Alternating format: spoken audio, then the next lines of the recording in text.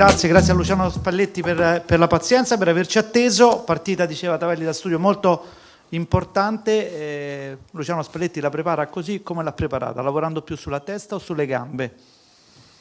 Ma di solito si fa così dopo qualsiasi partita, si vanno a toccare un po' tutti i tasti, si fanno delle analisi in base a quello che è successo e poi si va ad analizzare le due fasi della squadra avversaria e si cerca di dare delle indicazioni. È chiaro che in questo punto, in questo momento le indicazioni sono delle sintesi perché c'è talmente poco tempo per andare a scavarci dentro, però poi la squadra ha una sua identità e gli diventa facile anche andare a prendere poi quelle poche indicazioni che si danno.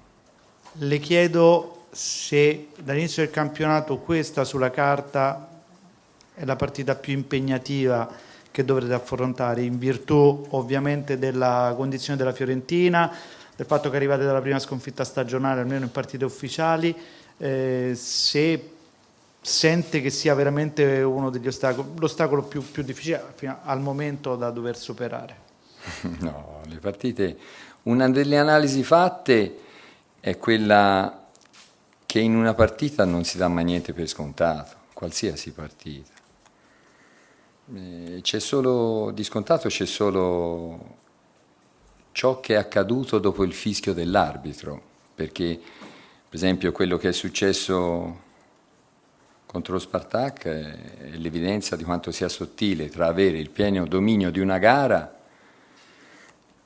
e dopo un episodio, in un attimo, andare a subirla totalmente. Per cui è chiaro che la forza che si cerca di individuare di una squadra sono la qualità di una squadra, sono la forza che ha, poi sono i comportamenti dentro gli episodi, dentro le interpretazioni che poi fanno anche il risultato. Per cui la Fiorentina è una grande squadra. Per me era più una sorpresa gli anni precedenti quando non riusciva a imporsi, non riusciva a stare nella classifica nobile, che di quest'anno, perché poi la Fiorentina ha una storia, un club determinato da quella che è la passione dei tifosi, da quello che è i risultati fatti e da quello che sono state le squadre precedenti, i risultati delle squadre precedenti, per cui per me non è una sorpresa questa, io me l'aspettavo così la Fiorentina anche gli anni precedenti e siccome ora è allenata molto bene, perché Italiano ha fatto vedere di saper fare questo lavoro, è andato a imporsi subito in una squadra difficile, una cosa è allenare al primo anno alla Spezia, un'altra cosa è allenare la Fiorentina, e quindi ci vorrà la forza e la qualità della squadra nella sua totalità. Rai. Eccomi, parlava di allenatori, la Lega le ha assegnato il premio di allenatore del mese. Mi soffermo però sulla motivazione, nel senso che parla di un Napoli che ha offerto spettacolo ed efficacia. In questo momento questi due fattori sono in equilibrio, è così che li vuole, si deve cambiare qualche cosa mettendoli sulla bilancia? Proprio perché quali sono le qualità? Il risultato? Spettacolo e efficacia. È efficace. Spettacolo è efficace, allora bisogna andare a portarlo dentro gli spogliatoi questo premio, perché non lo posso tenere in un ufficio io, perché io non ho fatto niente di tutto ciò che sono le qualità per cui mi è stato attribuito. E è un premio che viene condiviso con la società, con i calciatori, con tutti quelli che lavorano dietro le quinte, che mi fanno trovare tutto stirato e ripiegato. Io glielo do tutto sudato e bagnato, loro me lo ridanno asciutto e ripiegato sulla panchina, per cui anche questo è un valore. C'è sempre la seconda squadra che lavora dietro le quinte e sono partecipi nella stessa percentuale a quelli che sono i risultati della prima squadra. Corriere dello Sport. Buonasera, torno giovedì sera. Dopo la mezz'ora forse più autorevole di questa fase iniziale, per capacità di palleggio, per autorevolezza, come dicevamo prima, dopo aver sprecato credo 3 o 4 palle gol e una clamorosa, l'altra faccia della medaglia. Non guardo al dopo, guardo al prima. Si allena l'istinto del killer o viene da sé? Cioè è quello un aspetto sul quale Spalletti dovrà intervenire, ammesso che si possa, intendo dire. No, fa un po' parte dei ragionamenti in generale. In fondo al campionato si arriva più in là, o in fondo alle 38 partite, chi ha saputo gestire meglio certi episodi e certi atteggiamenti di cui parlava lei, che passano a volte all'improvviso dentro il campo di gioco, sia quello di una reazione, sia quello di saper girare in porta un pallone che viene da una deviazione, e bisogna farsi trovare pronti. E questi episodi, ad esempio in questi episodi si fanno i complimenti ad Osimhen perché dopo gli è successo quel fatto lì, io non gli ho più visto fare una reazione di nessun genere, mentre se vado a vedere negli anni precedenti ce ne trovo più di una nella passata stagione, per cui per il momento ha fatto questo e per il momento gli si dice bravo perché ha capito che quello è un comportamento che non bisogna avere. Poi è chiaro che farsi trovare dopo una deviazione anche nel posto giusto e via dicendo, quello si cerca di allenarlo, però è più l'istinto del calciatore, ecco. Sempre riferito a lui, a volte si dicono delle qualità, forse a volte deve essere capace, deve essere bravo a fare questo, a farsi trovare nel punto giusto. A lui gli piace più andare a rincorrere la palla e via dicendo, a volte di capire dove passa. Il Mattino. Sì, prima parlando di italiano ha fatto i complimenti al tecnico della Fiorentina dicendo in poco tempo ha preso in pugno la situazione a Firenze. E di Spalletti cosa direbbe che così poco tempo ha portato il Napoli al primo posto e quanto Spalletti c'è in questo Napoli già adesso? Grazie. È un po' lo stesso discorso. Io prima di tutto ho avuto la fortuna di aver allenato in qualche piazza importante, di essere stato a contatto con qualche situazione del genere. E a volte quando inizi non sai che direzione ti prende la cosa nella gestione. A me qualche volta me l'ha già presa la direzione, per cui lo so perché ho già allenato in qualche. E poi io ho una squadra che, come avete detto più volte voi, e lo ribadisco, una squadra che anche gli anni precedenti ha fatto bene, magari per dei periodi sì e dei periodi no, però è una squadra che è già stata lavorata, che sa già un po' quale deve essere il comportamento di una big. La Fiorentina, andando a considerare da dove viene, questo lo doveva imparare e lui gliel'ha insegnato in poco tempo, perché la Fiorentina, lo vedrete domani, viene addosso forte, ti viene a prendere palla, ti vuole sfidare, ha vinto 4 partite, ne ha vinte diverse fuori casa, per cui io ho visto fare un primo tempo contro l'Inter dove poi ne è uscita sconfitta, ma un primo tempo perfetto, un primo tempo da grande squadra. Repubblica. Sì, eccomi, buongiorno. Vorrei chiederle se è arrivato il momento di Ghulam, cioè se lo convocherà e come sta. Sì, è con noi, viene con noi. Viene con noi, che ti devo dire? Che sta bene? Se lo porto, E sta bene, se no lo rilasciamo a casa, viene con noi e è a disposizione.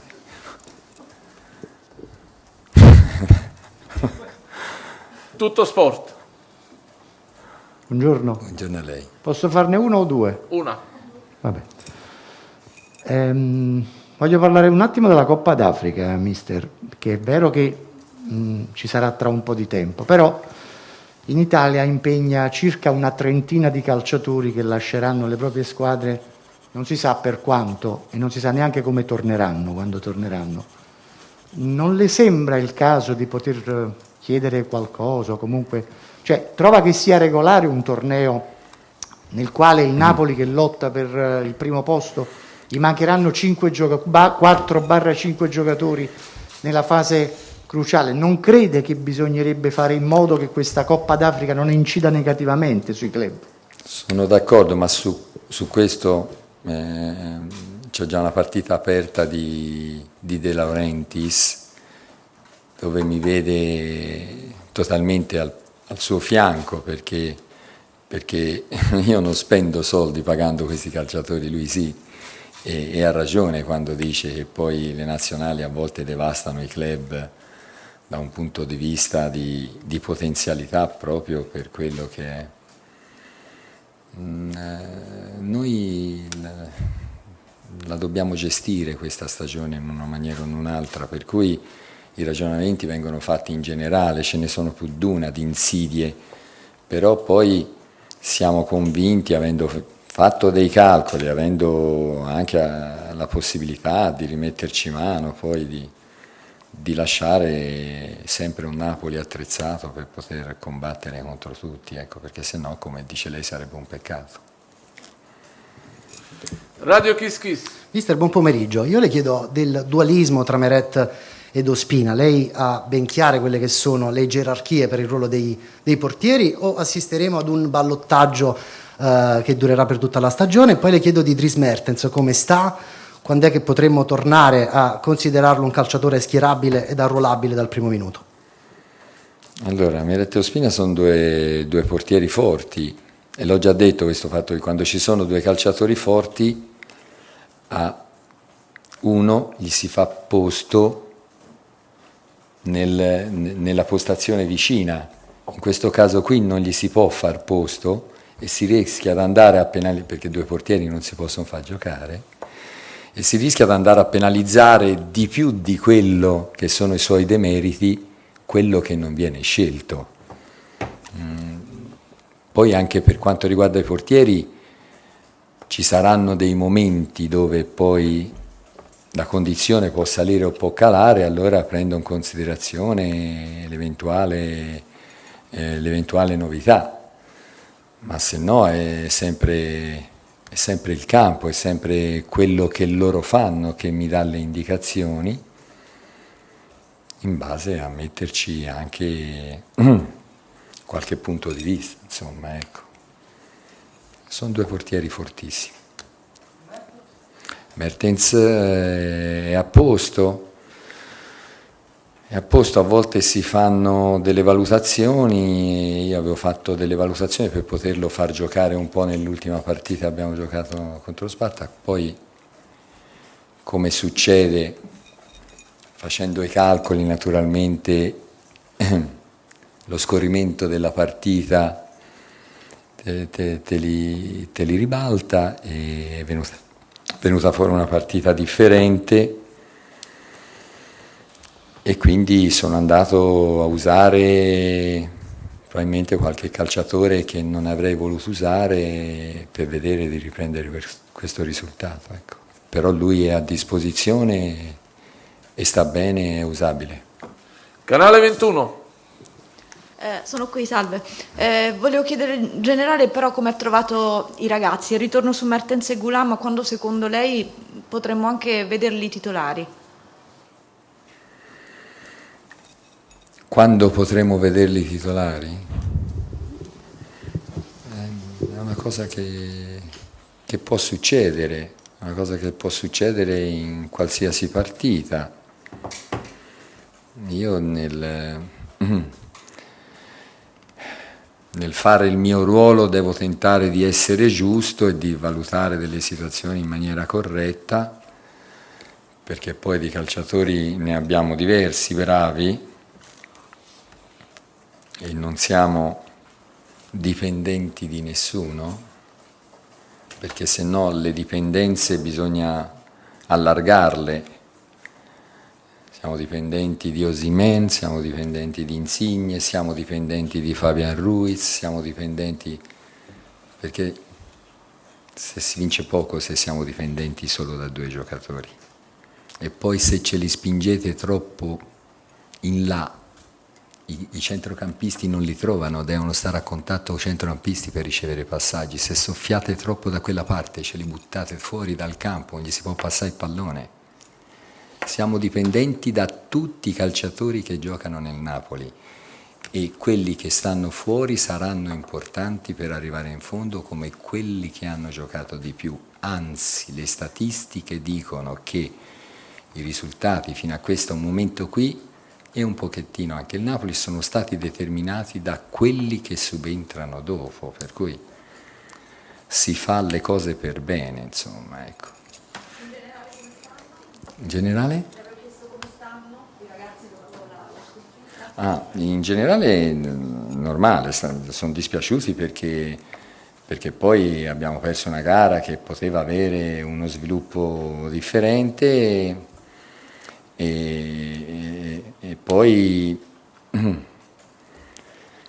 era una squadra alla nostra portata, perché quando si perde da una squadra che è più forte di te c'è poco da fare, bisogna accettarla e esibiscono il meglio di loro stessi, sono più forti, bisogna dirgli bravi. In questo caso qui era alla nostra portata, per cui un po' di dispiacere di non aver esibito il meglio di noi stessi c'è, ma è corretto così. Ci sono delle prese di coscienza che devono far crescere l'aspetto dell'uomo oltre che quello calcistico professionale.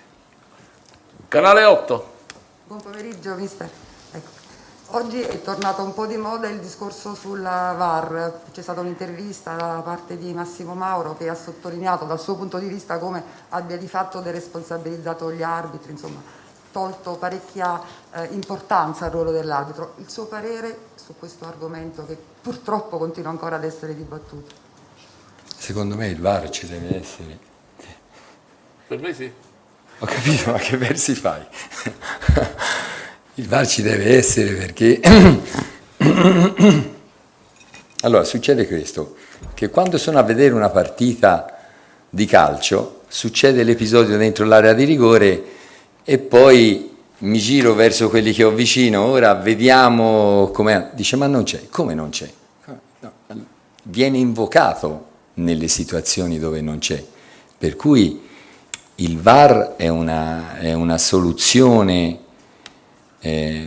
andando a crescere, che poi potrà diventare anche ancora più perfetta, però è un'evoluzione della classe arbitrale che è corretto che ci sia e che intervenga e che se si va a leggere quali sono poi i passaggi del regolamento è anche abbastanza chiaro.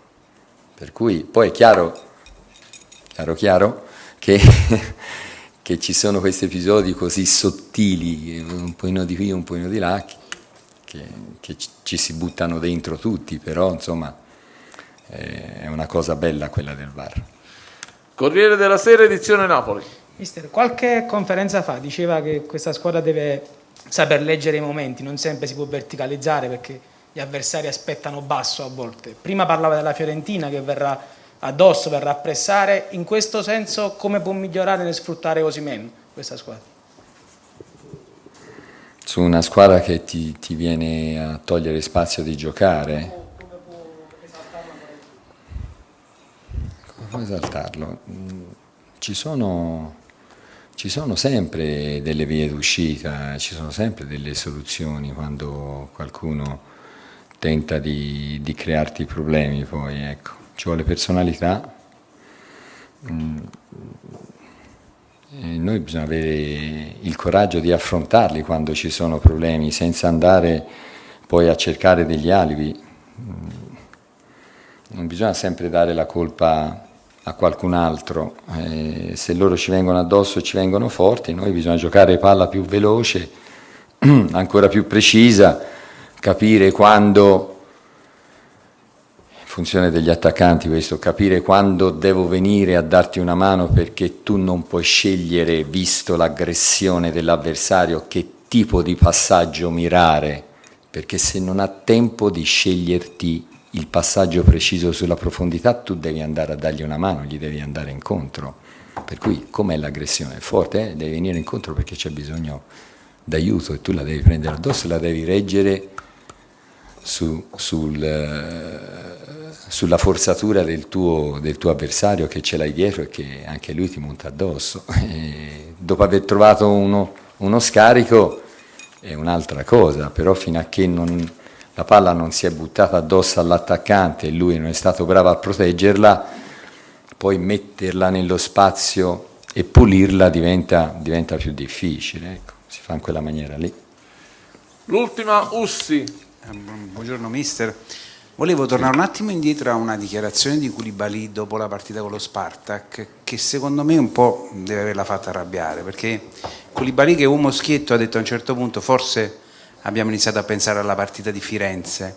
Poi mi viene in mente quello che lei ha detto dopo il Cagliari, ha detto non voglio vedere persone che si risparmiano a un certo punto della partita, metto insieme le cose e dico forse questo è un pochettino il limite, se vogliamo, in un momento in cui invece questa squadra sembra un orologio quasi perfetto, quando la testa inizia a tradirti? Secondo me quello non è successo, perché in campo di fare determinati calcoli non c'è. Quelli che avevo fatto io sono stati normalmente ribaltati e i miei li potevo fare perché sono fatti a bocce ferme, mentre non si gioca, per cui quello che dice Koulibaly si analizza sempre, però è una cosa che non va fatta, di pensare alle partite dopo mettendo meno nella partita che stai giocando, ecco, perché poi quello che è il risultato non condiziona niente, perché la Fiorentina sarebbe rimasta forte anche se avessimo vinto giovedì e ora, mentre ora sono tutti a cercare questa rottura dell'incantesimo, perché siamo a cercare la rottura dell'incantesimo, non si tratta di che strada ha fatto Cappuccetto Rosso per andare, si tratta di essere squadra forte o no. Siamo una squadra forte, si va lì e si gioca, non siamo una squadra forte, ci prendono e ci montano addosso perché loro fanno così. E lo stadio Franchi è come lo stadio Diego Armando Maradona quando ci sono tifosi, mi dicono che ci sarà un'affluenza importante, per cui trattasi di essere tosti oppure non tosti. Ho risposto sì? Grazie. Lo dico da me, visto che non me l'avete chiesto voi. Tifosi fiorentini e napoletani possono insultarsi quanto gli pare, ma devono sapere che lo vogliano o no, che sono gemellati dalla passione e dall'amore per la propria squadra. Fiorentina e Napoli sono tifate quasi al 100% dalla propria città. E questo non dipende da loro, è un loro destino, perché sono proprio fatti così, nascono così i fiorentini e napoletani. E cercare di indirizzare la passione verso un nemico, verso immaginario, verso qualchedun altro, è uno spreco oltre che una cosa grave, una cosa molto grave. Poi la passione si combina solo con l'amore, se uno cerca di poi deviarla nell'odio, questo diventa inutile e disprezzevole, distruttivo per se stessi. Si disperdono delle energie da mettere a disposizione della propria squadra. Grazie.